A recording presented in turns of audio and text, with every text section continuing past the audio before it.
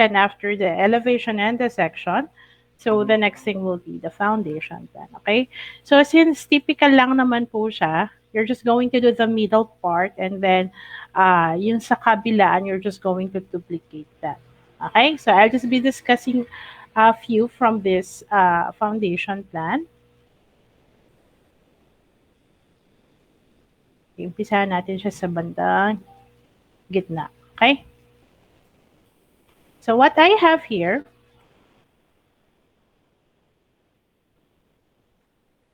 course, hindi na kayo bago sa foundation plan because you have done this during the BTech subjects. Nakailang BTech subject kayo? Apat?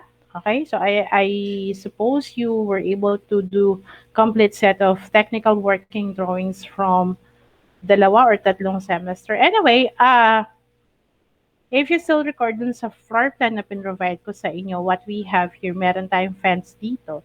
Okay, so technically, may footing sa baba yun. Okay?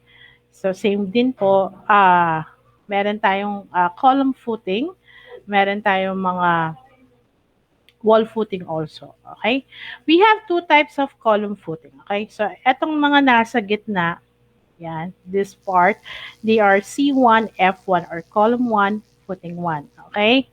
Now, I have a smaller column and footing, yun sa may fence. Okay? Kasi, wala naman siyang bibit-bitin, just the fence itself, kaya mas maliit siya, mas konti yung mga bars niya. Okay, as compared dito. Okay? Actually, if you're going to look, dapat yung dito sa gitna, mas malaki siya than the one here, than the ones here. Okay? Kaya lang, for convenience of drafting na rin, I just made it uniform. Okay? Anyway, the ones on the perimeter or dun sa fence, for example, dito, yan. Since wala naman bibit-bitin sa taas yan, unlike this columns and footings na magbibit-bit ng roof beam at saka roof itself, so technically, mas malaki sila. Okay? And then, so eto yan, so mas maliit. And then, as you can see, meron siyang FTB. I don't know if you are familiar with this or nasanay kayo sa wall footing. On times kasi, or ako, hindi ako naglalagay ng floor beam, diretso na ako ng footing tie beam. So, wala siyang wall footing, footing tie beam siya.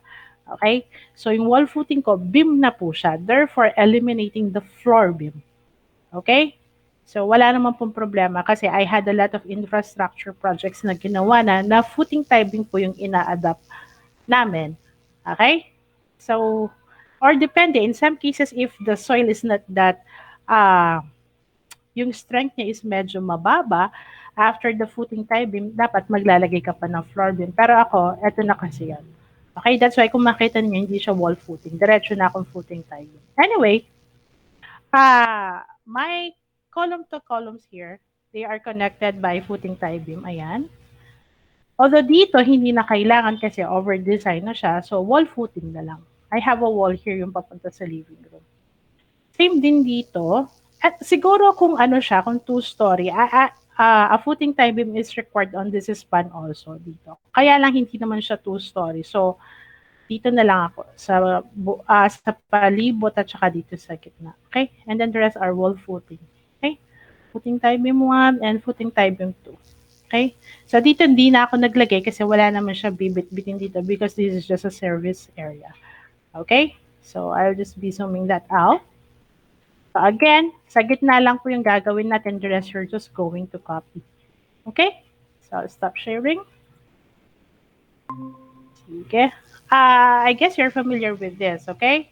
So, hindi na bago. May I ask, Litzer? Litzer, good morning. Good morning po, ma'am. Sino yung building tech ninyo from previous years? Si Architect Ed po, tsaka po si Architect Abata. Okay.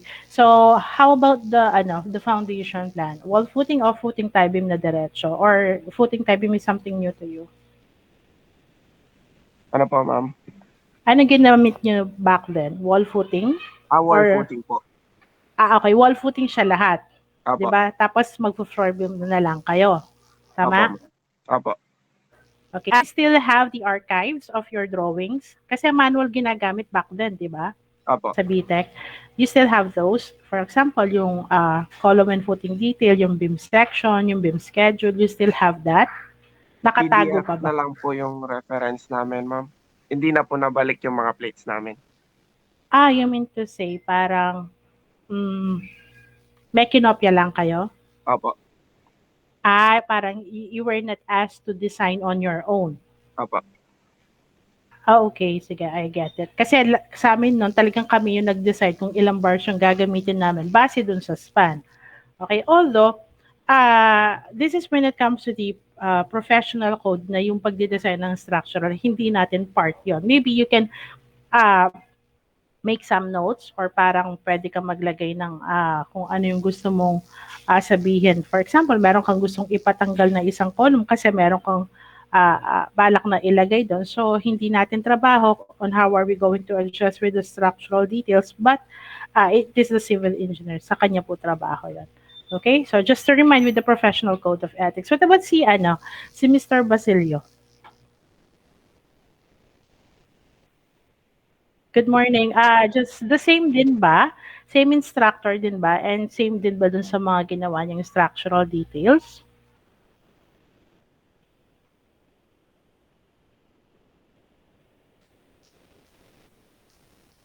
Okay. What about dun sa mga column footing details? What did you do? Everyone was uniform?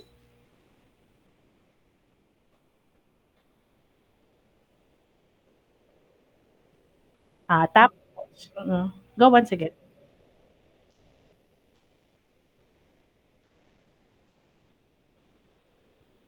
Kung ilang bakal yung ilalagay ninyo, ganon.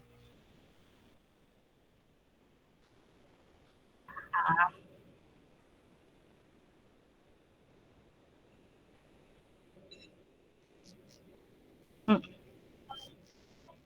So parang kinopya nyo na lang. You still have a copy of that? Kasi I'm still thinking of the next exercise that we're going to have. Kaya natanong ko na rin. Okay? So, wala. What about you? Let's start. Sige, thank you, Julio. You still have a copy of the PDF so I can check. Yes po, ma'am. If you Sa can mga send it GC to me. po. Pakisend na lang sa akin. Okay? Opo.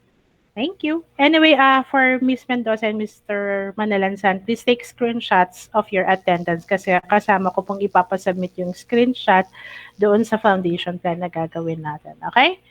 So anyway, let's start with the discussion. I'll be sharing my CAD window. So we will just be recycling yung floor plan. Ito yan. Okay? So adjust ko lang to. Just be typing 0.5. Okay? So there you go.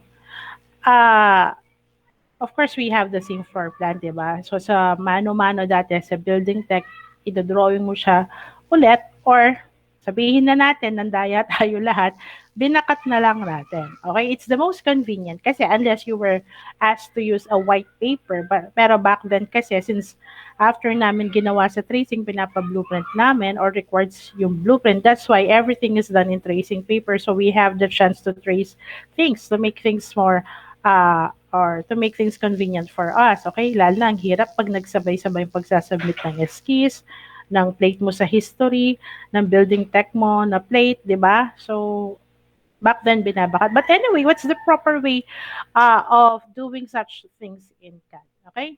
So, ganito. We're going to copy this. Okay? Kakopyahin natin buo yan. But, not everything is needed sa foundation plan. Okay, for example, hindi naman natin kailangan yung master's bedroom na furniture. Okay, all of the furnitures hindi kailangan, fixtures hindi kailangan, pinto hindi kailangan. Okay, the landscape elements and the pavements, they are not needed on the foundation plan. Okay, so dito natin makikita yung advantage ng layering. Okay, so first, if you may want to take down notes or probably can also do screenshot for the additional layer. So I will be asking you to add 3 more layers for this exercise. We have structural footing. Color is 192. Line type is continuous. Line weight is 0.30. Okay? Followed by structural hatch. Color is 189. Line type is continuous. Line weight is 0.05. Okay? And then the last one is structural hidden. Color is 242, line type is hidden, and line weight is 0.30. Okay, so I'll be double clicking structural hidden na lang. Sorry, yan. Okay, so I'll be turning this on as my current layer, and then balik ako dito, or close ko to, balik ako dito sa layers. Okay, so just want you to notice yung mangyayari dito. Kasi per layer, as you can see, meron siyang bulb icon. Okay? The bulb icon, it means it has is the on and off option niya. Okay? So, ganito, we don't need objects under layer of AR01, AR02, hidden, AR03, AR05. Uh, of course, kailangan natin ng columns. Kailangan natin yung dimensions. Yung doors, hindi natin kailangan. Fixtures, we're going to turn them off also. But the furnitures, okay, the grids, we need them so you don't have to turn them off. Naka-hatch yung mga columns natin, so do not turn it off. Landscape elements, we don't need them. So better off nyo. Property line, kailangan natin. Text, for the meantime, i-off natin. Okay? And then, yung walls, kailangan natin. Windows, hindi muna. Okay? So, I'll be turning that off and click palabas. Okay? So, after that, after some layers are off, you can now copy this. Okay? So, CO, enter. You pick from upper left down to lower right. Make sure everything is selected by your window selection. So, click. Kung gusto nyo siguraduhin, ulit-ulitin nyo lang pong i-select. Enter. Okay? Once you're done copying, make sure ortho is on. You just have to pick one point. Lagay nyo lang dito. Okay? So, there you go. So, ibig sabihin, konti na lang yung buburahin nyo. For example, you don't need these tiles here. So, tanggalin nyo yan. Okay? Even this part, you can eliminate this. And until such, eto na lang yung matitira. Okay? Ito na lang sa gitna yung matitira. Kasi yun na lang yung gagawin niyo and the rest will be copied. Okay? So after nyo nabura yun, natira to, okay na kayo, pwede nyo nang i-turn on yung mga layers dito. Okay? So, if we were able to turn them off, we can also turn them on again. Okay? So, again, all of the layers that turned off will be on this time to restore their visibility. Okay? So, nagiging invisible lang sila. You can also do that if you are into selective printing.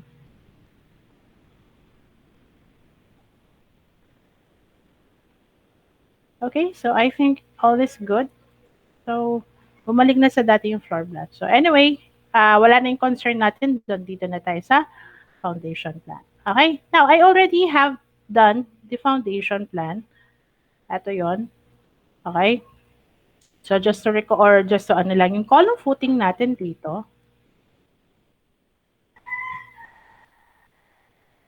This one is, ilan siya? Okay, it's 1 by 1. That's for C1, F1, and for C2, F2, it's 0.7 by 0.7 because you don't need the bigger one for perimeter fence, okay? Lapit ko lang yun ng konti.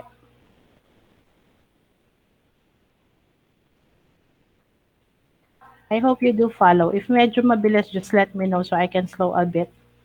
Okay, anyway, structural hidden. So I'll be typing REC anywhere and type 1, comma 1, enter. Okay, so I'll be moving this one, M, enter. Select, enter, and type M2 key. So enter ulit, and I'll be picking midpoint to the midpoint. Okay, so as a gitna na siya, and remember that our columns are projected on the intersection of grids. Ayan, no? Vertical and horizontal grid. So, naka-on naman po si OSNAP intersection. So, you can just simply snap there. Okay? And afterwards, of course, hindi mo lang siya lalagyan ng ganyan. You need to select one, Control-C to copy, and then balik dito, and Control-V to paste. Double-click to change the content, and that's C1F1. Okay? Just move a little. Or kung gusto nyo, nasa gitna talaga siya, pwede rin naman po. Okay? Okay na to? Next thing is, we copy, CO, select this and this one. Enter. So, we need the one dun sa gitna kasi we have intersection of grids. This time, hindi na natin kailangan na mag-M2P kasi meron naman tayong stop to intersection dito. Okay? So, pick that and just click on every intersection of that particular column. Okay? So, this is mas mabilis as compared sa mano-mano na ida-draft mo talaga pa isa-isa lahat. Actually, an hour for your foundation plan is, I have to say, too much para matapos mo siya as compared sa mano-mano before. Okay, so I'm good with that. Ito pa pala dito. Okay, let's see. Baka may na-omit tayo. Okay, so I think wala naman. So enter, and of course you need to do quick save. CO ulit. So we're going to copy this. Enter. This time, dito po yung base point niya. Kasi hindi tayo pwede lumagpas doon because that's already the property line. Okay? And copy ulit for this part.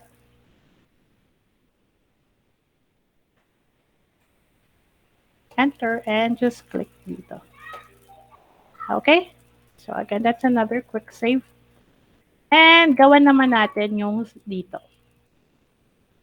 This one is 0.7 by 0.7 lang. So still my structural hidden is the current layer. So that's REC. I just pick one and type at 0.7, 0.7. Enter. Okay. And then we're going to move this M, enter. So select, enter, pick sa midpoint, click, lagay natin siya dito. Hindi rin siya pwede lumagpas because this is already the road or the sidewalk part. Okay? Actually, pwede tayo hanggang 600 mm but might as well wag na kasi magkaroon man ng excavation or whatsoever, hindi madadama yung property natin. Okay? So let's just copy this. And this one will be double click to change the content, C to F2, enter, enter. Okay? Copy again, CO, enter, select the text, select the rectangle, enter. You pick the midpoint. And that's 1, 2, itong sa kabila, 3. Okay? Meron pa lang na-omit. Okay, we're good with that. And CO ulit. Select, select. And dito lang siya. Okay? Again, hindi siya pwede, the column footing may vary because of the property line. Okay, nakasagad kasi tayo, so hindi tayo pwedeng mag-gitna for this. Pero as much as possible, the most ideal location of your column to the footing is sa gitna. Okay, to distribute the load properly. Anyway, after that, just type copy. Okay, select nyo lang to.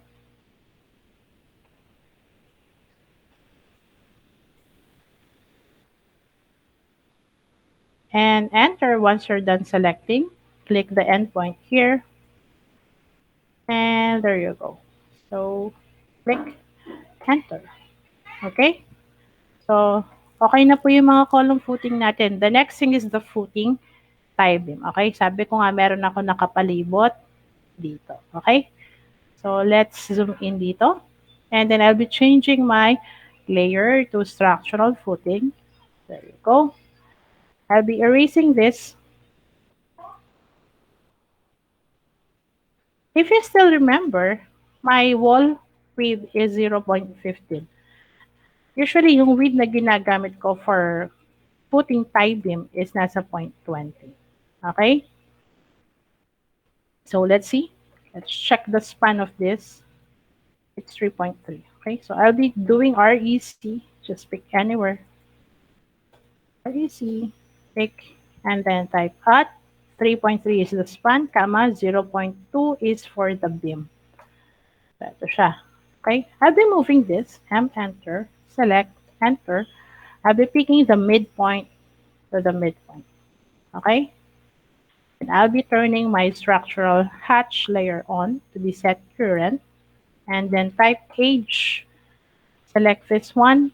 I'll be typing 135. Yung iba, hindi na sila nilalagyan ng hatch. Walang problema. Okay lang yun. Pero ako kasi nasanay ako naglalagay ng hatch. And then, for the, sorry, I have to use for user-defined muna. Okay? Ulit, after the hatch command, look for user-defined. Okay, angle is 135. Then let's have this at 0.05. Enter. So, eto na siya.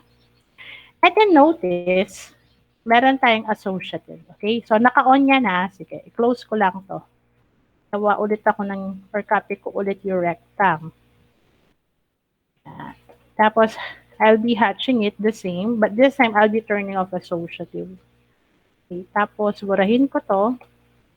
And I'll copy this, midpoint to midpoint. Okay? So, for example, kulang ito. Yan. Andyan lang siya. Yan. Tapos, in-extend ko yung rectang para ma-fill yung span. Notice the hatch. Sumusunod siya. Kasi naka-associative siya nung kinreate niya. Okay? It makes the object dynamic. But, this part, wherein hindi tayo naglagay ng associative, pag ito in-stretch ko, naiiwan siya. Unless you select it again and you stretch it also, which is pwede naman. Kaya lang, why not opt for something na sumusunod talaga or dynamic? Okay? So I'll be erasing this and this. And I'll be copying that tie beam or FTB dito. Okay? Copying, sorry, dalawa na. This one doesn't have a YouTube link, okay? So make sure you pay attention. So click ko na lang dito. Yan, okay? Then I can just simply copy this. CO, enter, select this, click sa midpoint, dun sa midpoint, double click, that's footing tie beam 1. Okay? And control enter to exit. Copy. Okay? So ako usually nagle-label talaga ako sa gitna. Binigitna ko talaga sila. Pwedeng angat ito ng konti. Okay? So, dito naman, ganun din, may footing tie beam din ako dito. So, what you can do most probably is, you just copy this, 1 and 2, enter, click sa midpoint, and dito. And then RO to rotate, select this, enter, and pick. That's 90. Okay? Then, pwede nyo nang burahin to.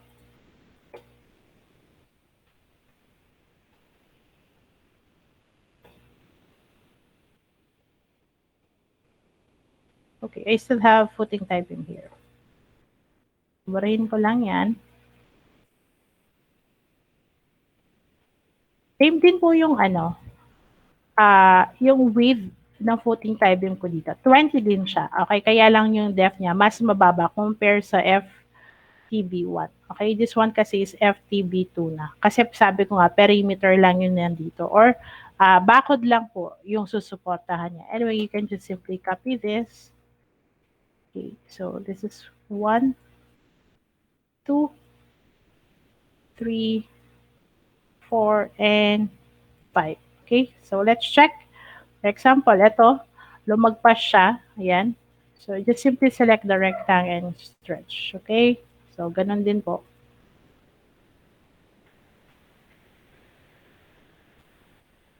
Okay. And then, just erase this part kasi this is the wall. And don't forget to label your structural member on that part. Okay? So, this one is FTB also. FTB1. So, you can just click that.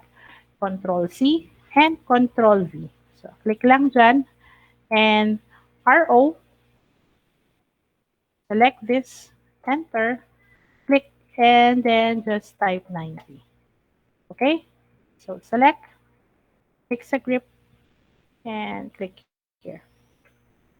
Pwede nyo siyang i-move pataas. Meron naman pong grip yan without using the move command. Okay? And again, that's copy midpoint. midpoint, midpoint. There you go. Still have another one here. Okay? So that's just the process, repetitive. You just copy things, you make things dynamic by associative hatch. Last one. Okay? So what about dito sa may wall footing? Okay? Meron ako nakikitang mga foundation plan. 'Di ba meron tayong door opening dito, 'di ba? We have openings here. Ang ginagawa nila, hindi nila tinatanggal 'yan sa foundation plan. Eh 'di ba sa baba hindi naman nakaputol yung wall footing mo doon, 'di ba? You just have this opening here sa bandang taas na pero sa foundation tuloy-tuloy 'yan, okay? So better remove this and I adjust a little or you can also trim that but I suppose that's quite matagal. Burahin po natin yung ginamit nating mga lines for the opening of your doors. And you can just type J to join para maging isang line siya. J enter, click and click, J enter. Okay. So we're good for wall footing here. Okay. So linisin ko lang. Yan. Okay. Kulang pala to. Just adjust it. Okay. And of course, don't forget the quick save. Now, what do we do here for the wall footing? Let me ask from the crowd again. Si Miss Mendoza. Hi, Miss Mendoza. Good morning.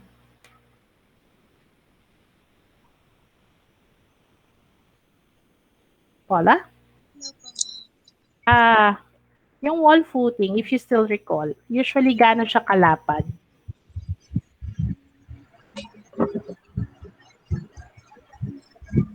Hindi ko po matandaan. Hindi ko ma-recall. Sige. Anyway, thank you.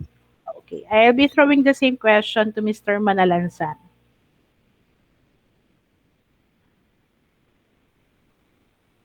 Good morning, Joselito. Hello po, ma'am.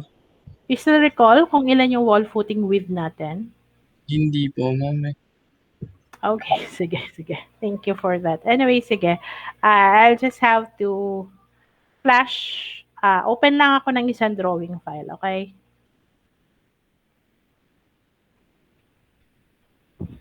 Parang recall lang sa BTEC. Kasi usually, pagka-graduate natin, yung unang trabaho natin is gumagawa ng complete set of working drawings, okay? Where was that? Okay, eto siya. Okay? So, this is the CHB wall. Kwento ko lang ng konti kasi baka nakalimutan nyo na. This is the CHB wall or yung tinatawag nilang asinta in layman's term. Ayan. For exterior walls, we use 5 inches. For interior, we use 4 inches. Okay? So, kung titignan mo sa top view, eto yan. Okay? Eto yung CHB wall natin. Okay? Now, may footing yan sa baba. Eto. Okay? Yung footing niya, ayan po. So, I was asking you earlier kung ilan siya. So, the standard is 0.40 unless it is required na mas malapad. Okay? Kasi yun nga, meron mga soil na medyo hindi ganong stable. But usually, it's 0.40. Okay? So, this is your CHB. Sa baba niyan, pag naghukay ka or nag-excavate ka, eto siya. Okay? So, yung depth po niya is 0.2. Okay? Merong bakal yan sa gitna na naka-angkla dun sa footing niya. Ito po. Okay? Meron siya rebars. Okay? Yung rebars na yan, yung nakikita nyo, ito. Yan. Okay? Ito po yun. Okay? Pag si boss, ni-require ka niya mag-site, kahit sabihin mo bago pa yung Converse mo, yung Chuck Taylor mo, bababa at bababa ka dyan, i-check mo kung tama yung spacing nung naglagay. Okay? So kahit sabihin mo maputik dyan, you have no choice but to take photo documentation of those part of the foundation plan. Okay? So may chance po na ganun yung mangyayari in actual practice. May chance din na naka-base lang kayo sa office, but at least you should know. Anyway, after this footing, dito po, pag sinection mo yan, meron siyang tinatawag na gravel bedding. Pwede na yung 4 inches. On some cases, pwede rin yung 2 inches na lang. Okay? So, 2 inches is suffice na.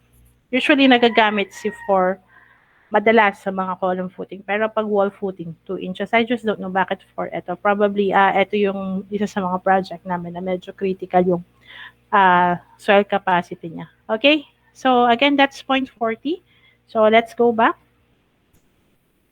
So, now, ito yung wall natin. If you still remember, this one is 0.15. Okay? If 0.40 po, yung yung footing natin, wall footing natin sa baba, therefore, we have to offset these lines. So, i-minus lang natin, 0.4 minus 0.15 is 0.25. Hatiin mo yon, that is 0.125. Okay? So, you offset.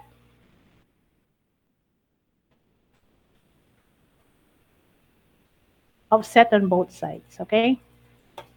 After that, you have to type MA, select this,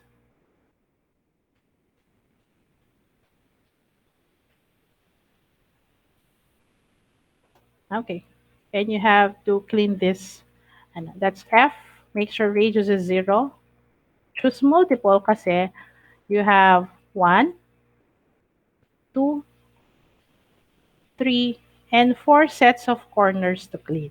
Okay, so that's how you make wall footing po in CAD. Okay, so select this one also, copy, and pick dito, and click nyo dito. My wall footing may differ. Pwede siyang wall footing 1, pwede siyang wall footing 2. Si wall footing 2 mas maliit. Usually nilalagay yan sa mga porches, sa may bandang garahe. Okay? So, dito wala naman tayong ganun. So, this one will be WF na lang. Ibig sabihin, isang wall footing lang po yung i-detalye ko. Okay? So, select another one. Tag ko lang siya sa baba. Click, and that's WF. Double enter to change the contents, WF for wall footing. Okay? So that's the process. So you know what to do with the others. We're just going to copy. Okay?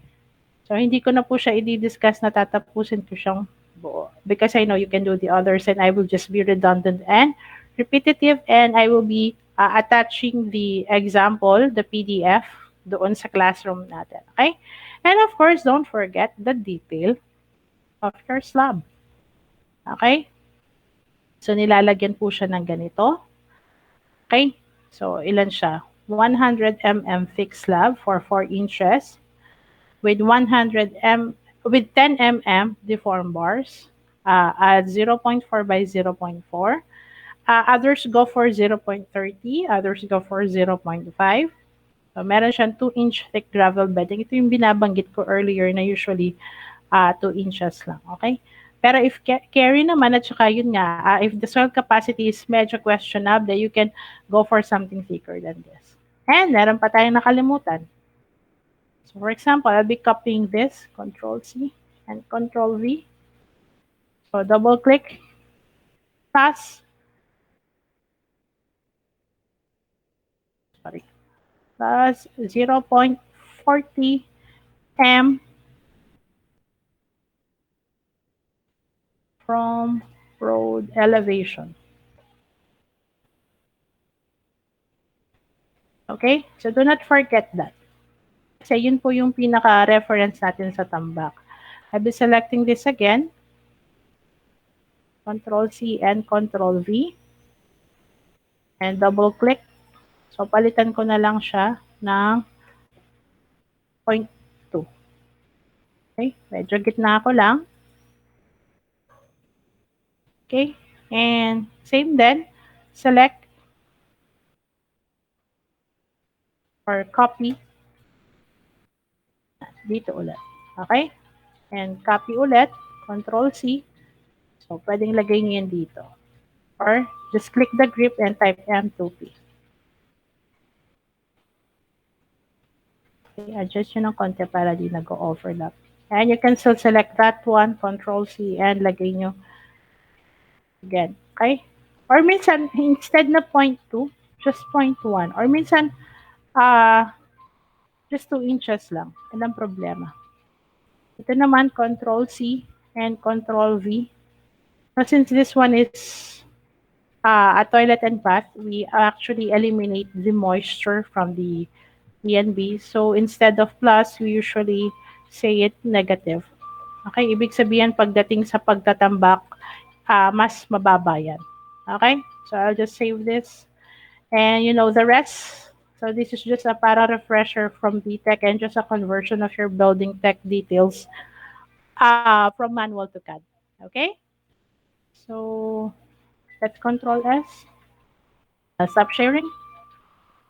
Okay, paki-on po yung camera.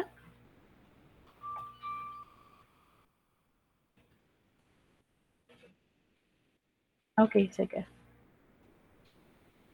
Nakuha po ba yung discussion? Mabilis ba? Bakit parang hiningal ako?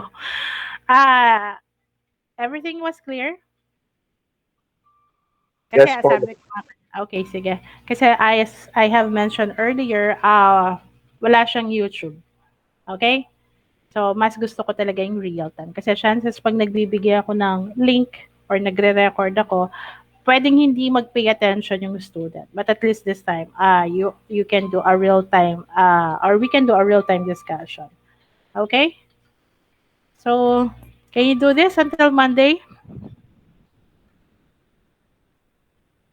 1 week. Okay, today is July 9. So that will be, or the plate will be submitted July 16. Okay? So 1 week. Kasi, yes, go on. Ay, bakit po? 16. So you're requesting for 19, which is, wala namang problema. Yes, okay. Although 16, magmi-meet tayo ulit. Okay? I'll just note it. No problem, no worries. Should I wait lang? Baka makalimutan ko. Okay, so yun lang naman po. You're just going to submit the foundation plan, okay? So hindi kayo you will not be doing the sort of parang typical when it comes to actual yung foundation plan talaga, dinidetalye natin talaga siya ng buo. Lalo na nakakad naman tayo, di ba? You're just going to copy things. And one more, before ko makalimutan, again, just reminder lang, although alam ko naman na very much aware kayo dito, this is already, sagad na po ito ng property, okay? So, be careful with this. Meron kasi ako nakikita mga students na nagigitna pa rin sila. This is already the end point of our property line. So, make sure yung footing ninyo dito, okay, nakapasok siya sa property. Okay? Sige. That's it for today, everyone. Paki-smile na lang po for the final screenshot. Okay? So, 1, 2, and 3. Okay? So, I will be seeing you again next Friday. So, hopefully, kasi by next week, pre-board examination po ng mga 5th year, it's again another busy week. So, magkahabilin na lang po ako. In any case na mag-meet tayo or hindi. Okay? So, thank you everyone. Enjoy the rest of the weekends. I might see you again next week. You're now free to leave. Thank you po, ma'am. Welcome. Thank you Good day, po, ma'am. everyone.